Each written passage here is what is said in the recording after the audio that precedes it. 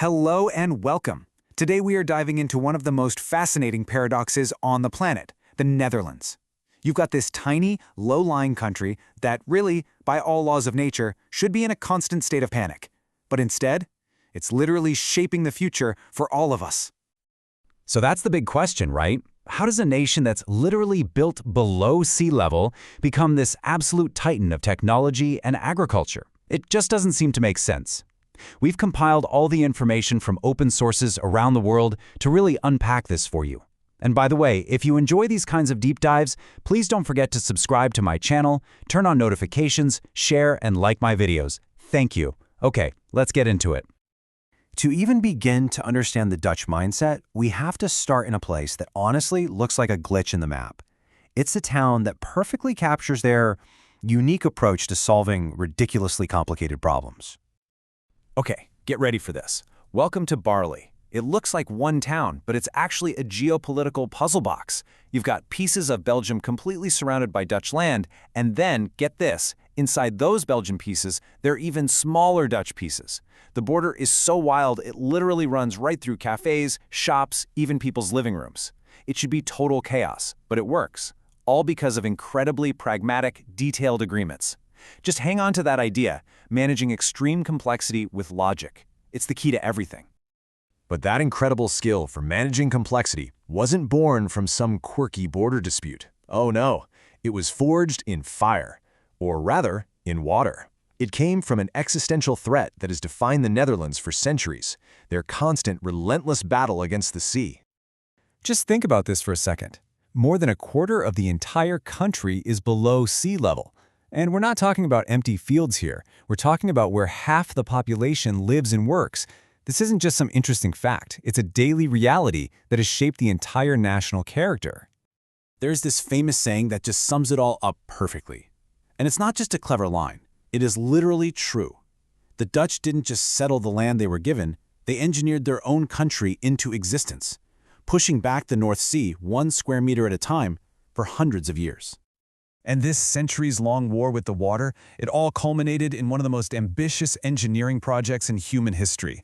After a truly catastrophic flood in 1953, the Dutch decided never again and launched the Delta Works. This is a mind-boggling system of dams, storm surge barriers, and levees. It is so vast, so incredible, it's considered one of the 7 wonders of the modern world. But here's the really genius part. They didn't just build bigger walls. They invented a whole new way to think. It's called the delta norm. It's this data-driven model that calculates exactly how strong a defense needs to be based on an acceptable level of risk, like, say, a 1 in 10,000 year flood. It's not about emotional reactions. It's about cold, hard math. It is brilliantly pragmatic. So you see, this constant struggle literally hardwired a certain mindset into the country, a mindset obsessed with precision engineering, with managing risk, and with controlling incredibly complex systems. Now, what happens when you take that exact same mindset and apply it to something completely different? Let's see how that same thinking plays out, but on a scale so small it's hard to even imagine. We need to talk about ASML. It's a company you may have never heard of, but I promise you, it's a company that has the entire global tech industry in the palm of its hand. It is, in every sense, the modern-day Delta Works. So what does ASML do? Well, to put it simply, they build magic boxes. They use this insane technology called extreme ultraviolet lithography to etch microscopic circuits onto silicon. These are the only machines on the entire planet that can make the cutting-edge microchips that power, well, everything, from your phone to the most powerful AI data centers. And when I say they're the only ones, I am not exaggerating. This isn't a market where they have 80 or 90%. No, it is 100%.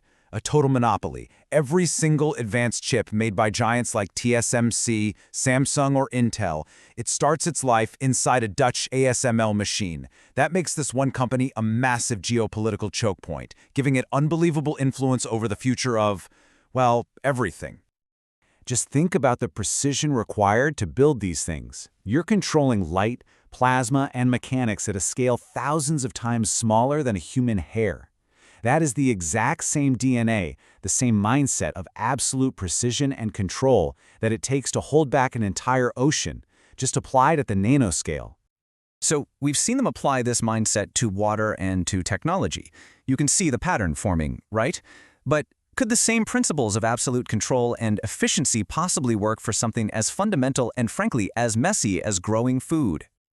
All right, let's get to the third and maybe the most surprising pillar of the Dutch paradox: their staggering dominance in agriculture. Just let these numbers sink in for a minute. The Netherlands is a tiny country. It's ranked 132nd in the world by size. Yet, it is the world's second largest exporter of agricultural products. The only country that beats them is the United States, which is 270 times bigger. How on earth is that even possible? Well, the answer is efficiency, but on a level that is just hard to comprehend. Here's a mind-blowing example. Around the world, it takes about 180 to 230 liters of water to grow a single kilogram of tomatoes. In one of these high-tech Dutch greenhouses, it takes about 8. 8! That is an unbelievable 20-fold increase in efficiency. And how do they pull it off? You guessed it. They treat farming like a high-tech manufacturing process. Their greenhouses aren't farms, they're factories for food. Every drop of water, every gram of nutrients, every bit of energy is precisely measured, delivered, and recycled. They're not farming the land. They are engineering food itself. So, as we start to bring this all together, you can see it, right? These three incredible achievements, taming the sea, building the world's most complex machines, and feeding the planet, they aren't separate stories at all. They are all just different expressions of a single powerful idea. This right here, this is the Dutch formula. First, you face a threat so big it forces you to innovate or literally disappear. Second, that threat forges a national mindset of precision engineering and brilliant risk management. Third, you realize you can apply that mindset to master any complex system. And fourth, you scale it, from controlling oceans to controlling photons to controlling food. And that right there is the heart of the paradox. The very thing that should have been their doom, their impossible geography, the constant threat of the water, became the very thing that made them a global superpower. Their greatest weakness became their greatest strength. And that really leaves us with a final thought to chew on. The story of the Netherlands shows us that sometimes our biggest challenges are actually hiding our biggest strengths. It just makes you wonder, what constraints in our own lives or in our world are really just opportunities in disguise? Thanks so much for watching.